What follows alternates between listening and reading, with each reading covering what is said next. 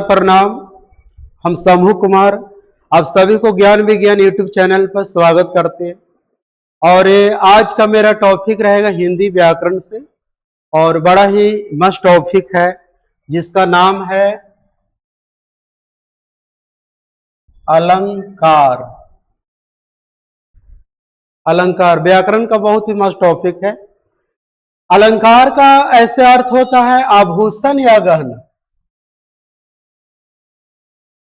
आभूषण या गहना, अलंकार का अर्थ हो गया आभूषण या गहना।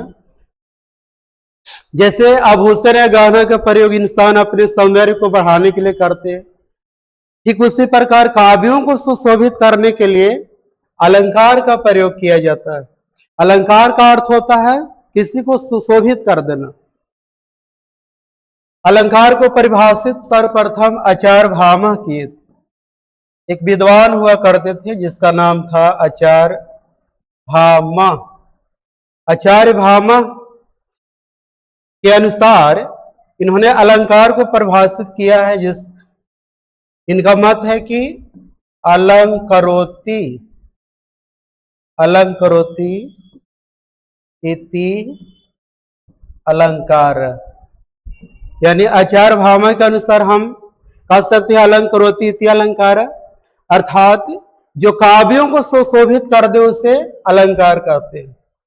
अलंकार किससे कहते हैं? तो जो काव्यों को सुशोभित कर दे उसे अलंकार कहते हैं। हमने जो परिभाषा दिया है वो आचार्य भामह के अनुसार। आचार्य भामह का कहना है अलंकरोति इति अलंकार, यानी जो काव्यों को सुशोभित कर दे उसे अलंकार कहते हैं। चलिए आप आगे बढ़ते हैं।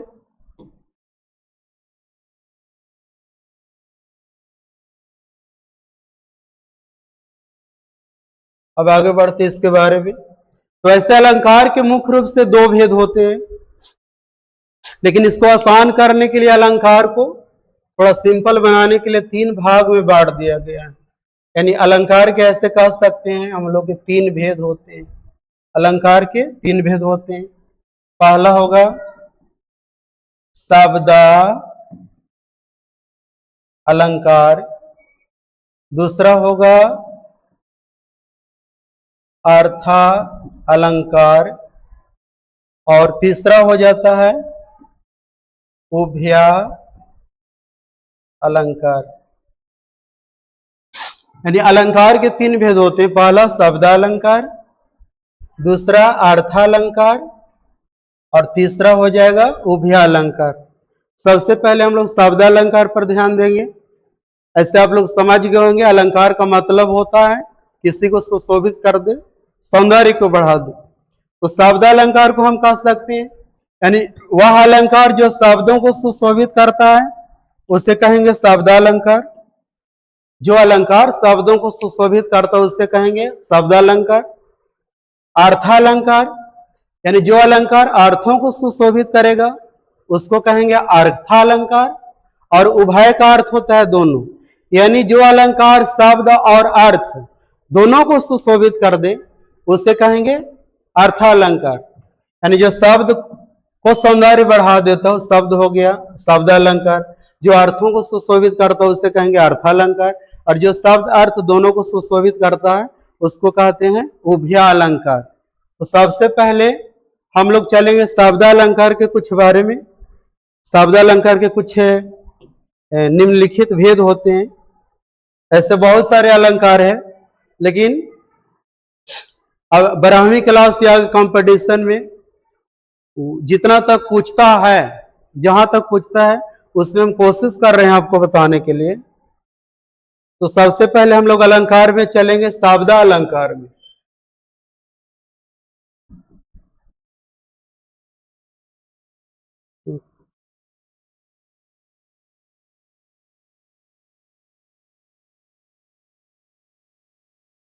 अलंकार, चलिए पहले शब्द अलंकार। शब्द अलंकार, इसका डिफिनेशन हमने बताया, जो अलंकार शब्दों को सुशोभित करता है उसे शब्द अलंकार कहते हैं। इसका कुछ निम्नलिखित भेद है। जो अलंकार शब्द अलंकार में जो मेन भेद होता है जो हमेशा एग्जाम में पूछते रहता है उसके बारे में आपको जानकारी देते हैं। इसका एक बहुत ही इंपॉर्टेंट भेद जिसका नाम है अनुप्रास। अनुप्रास अलंकार। अनुप्रास अलंकार। अनुप्रास अलंकार में एक ही अक्षर की आवृत्ति लगातार होती है, यानी एक ही अक्षर बार बार आएगा। यानी जिस अलंकार में एक ही अक्षर की आवृत्ति लगातार हो उसको कहेंगे अनुप्रास अलंकार। इसमें एक ही अक्षर बार बार आता है, जैसे चारों चांद की चंचल किरणें। चारों चांद की चंचल किरणें खेल रही थी जलथल में। फिर शब्द अलंकार पढ़े तो पूरा मतलब तो दोहा का पंक्ति लिखना जरूरत न है। इसमें देखना है कि एक ही अक्षर की आवृत्ति लगातार होनी चाहिए। तो इसमें कौन सा अक्षर लगातार है, तो देखो अनुप्रास में एक अक्षर की आवृत्ति लगातार होनी चाहिए, तो इसमें च का आवृत्ति लगातार है, च च च च। यानी जिस अलंकार में एक ही अक्षर की आवृत्ति लगातार होती है उससे कहते हैं अनुप्रास अलंकार। ऐसे अनुप्रास अलंकार के तीन ही भेद होते हैं, लेकिन इसको भी आसान बनाने के लिए अनुप्रास अलंकार को 5 भाग में डिवाइड किया गया है। अनुप्रास अलंकार को 5 भाग में बांटा गया है। यानी कह सकते हैं कि अनुप्रास अलंकार के 5 भेद होते हैं। अनुप्रास अलंकार के 5 भेद होते हैं, जिसमें पहला होगा छेकानुप्रास, दूसरा होता है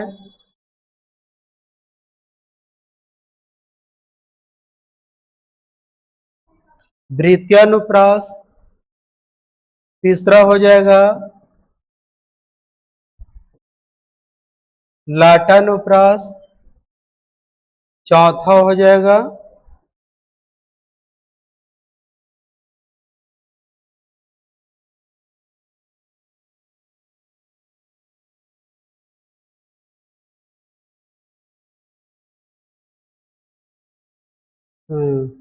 छेकानुप्रास, वृत्यानुप्रास, लाटानुप्रास, और आपको चौथा हो जाएगा,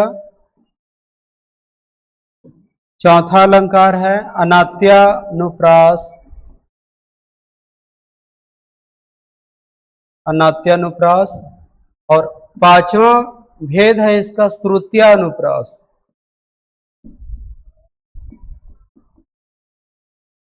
श्रुत्यानुप्रास यानी 5 भेद होगा। पहला छेकानुप्रास, दूसरा वृत्यानुप्रास, तीसरा लाटानुप्रास, चौथा अनात्यानुप्रास, और ये 5वां भेद हो गया श्रुत्यानुप्रास। यानी अनुप्रास अलंकार के 5 भेद होते हैं। अनुप्रास अलंकार के 5 भेद होते हैं। अनुप्रास अलंकार के 5 भेद होते हैं। पहला है छेकानुप्रास। छेकानुप्रास को देखना चाहिए। अनुप्रास अलंकार का पहला भेद है, इसमें कोई अक्षर की आवृत्ति मात्र 2 बार आता है। कहने का मतलब कि एक ही अक्षर की आवृत्ति मात्र 2 बार होगा। जब एक ही अक्षर की आवृत्ति 2 बार हो तो हो जाएगा छेकानुप्रास। जैसे जैसे सूर समर करही करनी। सूर्य समर करनी करही। देखिए यहां पर एक अक्षर स का है 2 बार। अगर क लेते हो तो इसका भी क्या बार कितने बार है, तो 2 बार है। तो जिस अलंकार में एक अक्षर की आवृत्ति 2 बार हो तो छेकानुप्रास हो जाएगा। जैसे स की आवृत्ति इसमें 2 बार है और यहां लेते हैं तो क की आवृत्ति 2 बार है, ये आपको हो जाएगा छेकानुप्रास। दूसरा वृत्यानुप्रास। दूसरा होता है वृत्यानुप्रास। वृत्यानुप्रास में किसी अक्षर की आवृत्ति 3 प्लस होगा, माने 3 से ज्यादा। जैसे छेकानुप्रास में एक ही अक्षर की आवृत्ति 2 बार आया है, ठीक वृत्यानुप्रास में एक अक्षर की आवृत्ति 3 से ज्यादा होगा। इसका उदाहरण आपको हो जाएगा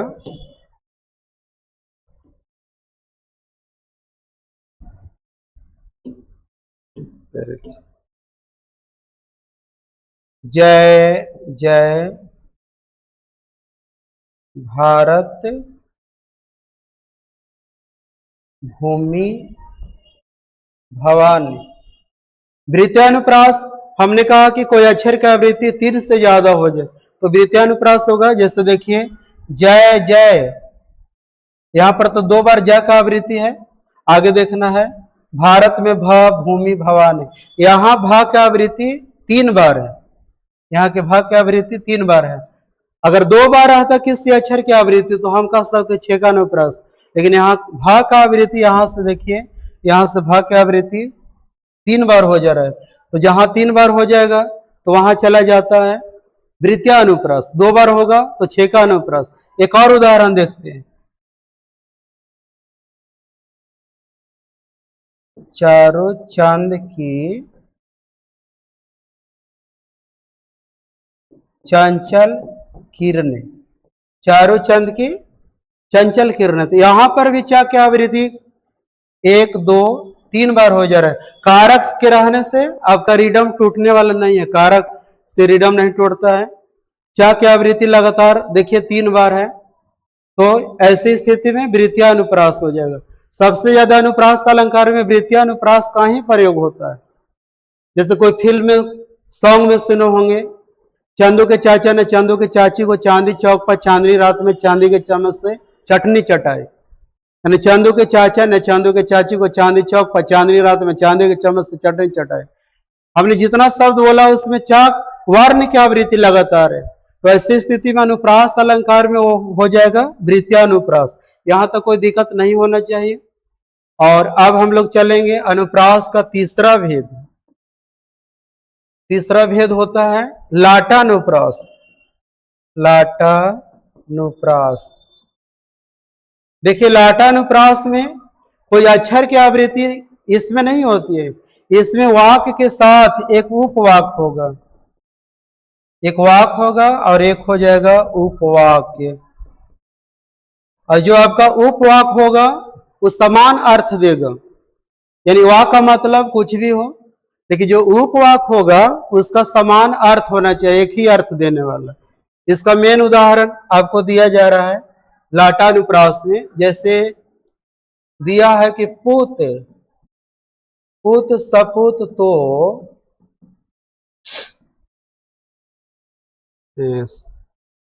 थोड़ा सा रॉन्ग हो गया,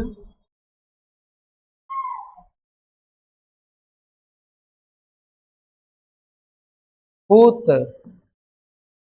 कपूत तो काहे धन संचय, काहे धन संचय। पुत कपूत तो काहे धन संचय। फिर दिया तुम्हारा वही चीज, पुत सपूत तो काहे धन संचय। ऊपर में आपको दिया है पुत कपूत तो काहे धन संचय, पुत सपूत तो काहे धन संचय। देखिए काहे धन संचय, काहे धन संचय, यानी ये आपका जो उपवाक्य है दोनों समान अर्थ दे रहा है। इसका कहने का मतलब कि पुत कपूत तो काहे धन संचय। अगर किसी का पुत कपूत है, बेटा नालायक है, तो उसके लिए धन संचय करने की जरूरत नहीं है।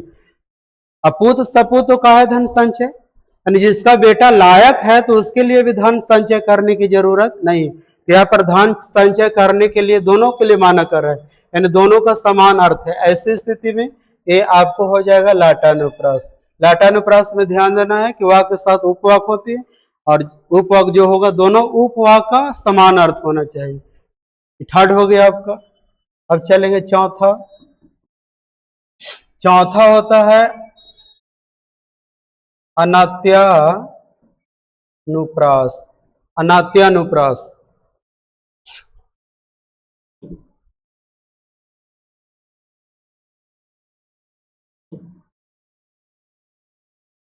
चौथा हो जाएगा अनात्यानुप्रास। अनात्यानुप्रास में क्या होता है, तो इसमें तुकांत होगा। तुकांत, तुकांत का अर्थ आप लोग जानते होंगे, जैसे कोई दोहा हो, चौपाई हो या कोई शायरी हो।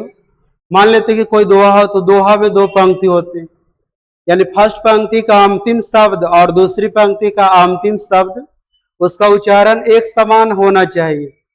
और जब दोनों का एक समान उच्चारण होता है तब कोई दोहा हो या कोई शायरी हो उसको बोलने में पढ़ने में अच्छा लगता है।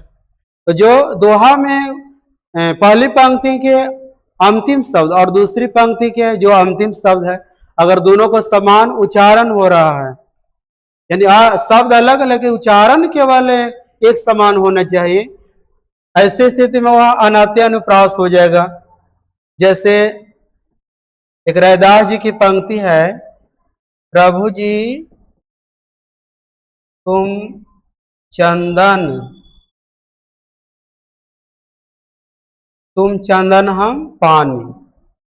और फिर दिया है जाकी आंग, अंग वास समानी। प्रभु जी तुम चंदन हम पानी, जाकी अंग अंग वास समानी।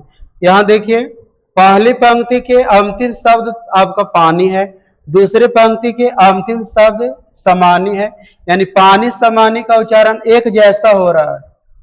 अब यही आपका हो गया तुकांत। और जहां तुकांत होती है तो उसको हम कहेंगे अनात्यानुप्रास। तुकांत वाले को क्या कहेंगे? अनात्यानुप्रास। जैसे प्रभु जी तुम मोती हम धागा, जैसे सो नहीं मिलत सुहागा, धागा सुहागा मिल गया। प्रभु जी तुम मोती हम धागा, जैसे सो नहीं मिलत सुहागा। प्रभु जी तुम दीपक हम बाती, जाकी जयोति बरे दिन राती। यहाँ पर बाती राती मिल गया है। तो जहां तुकांत होते हैं वहां हो जाता है अनात्यानुप्रास। इसके बाद आपका अनुप्रास अलंकार का पांचवा भेद है, जो आखिरी भेद है उसका नाम है श्रुत्यानुप्रास। श्रुत्यानुप्रास। और श्रुत्यानुप्रास में जहां तक हमारी जानकारी है इसमें तवार्ग होने चाहिए, यानी कोई कविता की पंक्ति हो, कोई भी पंक्ति हो जिसमें तवार्ग की आवृत्ति लगातार होना। तवार्ग यानी तथा दधना की आवृत्ति। और जहां पर तवार्ग की आवृत्ति लगातार होती है वहां हो जाता है आपका श्रुत्यानुप्रास। तवार्ग की आवृत्ति जहां लगातार होगी वहां हो जाएगा श्रुत्यानुप्रास। जैसे एक उदाहरण दे रहे हैं, दीनांथा हे दीननाथ डूबते, दीनांथ थे दीना डूबते। यहाँ पर देखिए द है से तवर का है, ना तवर का धा। ये टोटल आपको वर्ण यहाँ तक आपको दिखाई दे रही है, टोटल त वर्ग का है। तो ऐसी स्थिति में ये आपका श्रुत्यानुप्रास हो जाएगा। कौन सा अनुप्रास? श्रुत्यानुप्रास।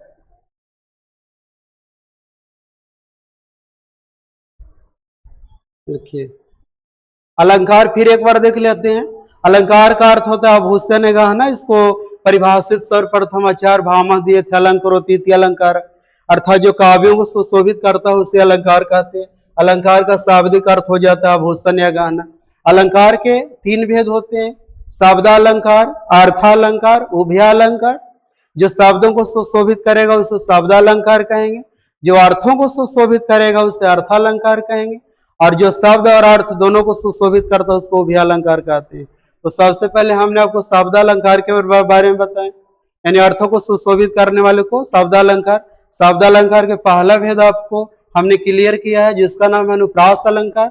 अनुप्रास यानी कोई अक्षर की आवृत्ति लगातार हो, अनु बार बार आना, यानी जिस अलंकार में एक ही अक्षर की आवृत्ति लगातार होती है उसको अनुप्रास अलंकार कहेंगे। जैसे चारू चांद की चंचल किरण, यहाँ चा की आवृत्ति हमने कहा कि लगातार है। और ऐसे अलंकार अनुप्रास अलंकार के तीन ही भेद होते, लेकिन इसको आसान बनाने के लिए इसको 5 भाग में बांट दिया गया। जो पहला था छेकानुप्रास।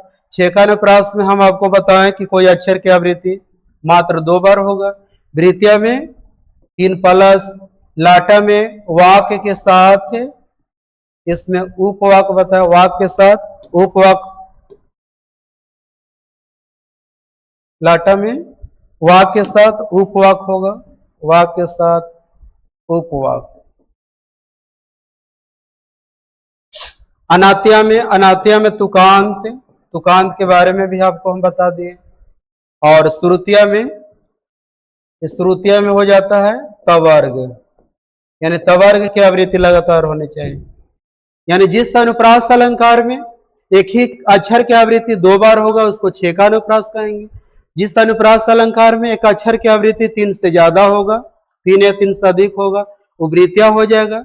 जिस अनुप्रास अलंकार में वाक के साथ उपवाक हो, उपवाक के समान अर्थ होता है, उसको लाटा कहेंगे। जिसमें तुकांत का महत्व हो वो अनात्या हो जाएगा। जिसमें तवर की आवृत्ति लगातार होती है यह आपको हो जाएगा श्रुतिया। तो फिलहाल इतना ही। आपको शब्दालंकार का पहला भेद अनुप्रास अलंकार हमने आपको क्लियर किया है, और केवल 1-2 उदाहरण से काम चलने वाला नहीं है, इसलिए केवल एक माध्यम आपको बताने के लिए उदाहरण की जरूरत बहुत होती है, जो आपको किताब से मिलेगा। हम लोग मात्र 1-2 ही उदाहरण दे सकते। तो फिलहाल इतना ही, और इसी तरह के वीडियो देखने के लिए हमारे यूट्यूब चैनल ज्ञान विज्ञान को सब्सक्राइब करिए, प्यार दुलार दीजिए। Thank you so much very much.